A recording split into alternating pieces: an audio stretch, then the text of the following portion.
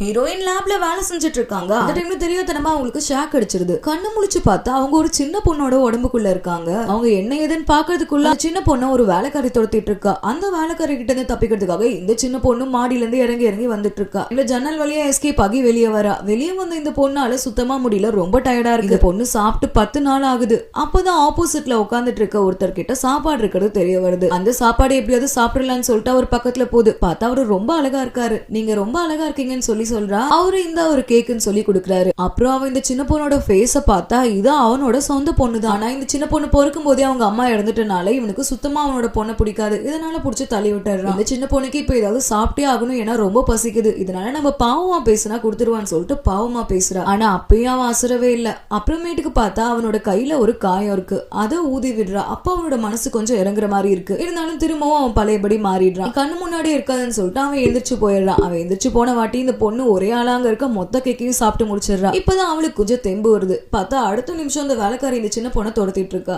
அந்த வேலைக்காரி கிட்ட இருந்து தப்பிக்கிறதுக்காக இவ போயிட்டு ஒரு பூந்தொட்டிக்கு பின்னாடி ஒளிஞ்சுக்கிறா. அப்புறம் இந்த வேலைக்காரி திரும்பி பார்க்காத போது அவளுக்கு பின்னாடி பூந்து நைஸா எஸ்கேப் ஆகுறா.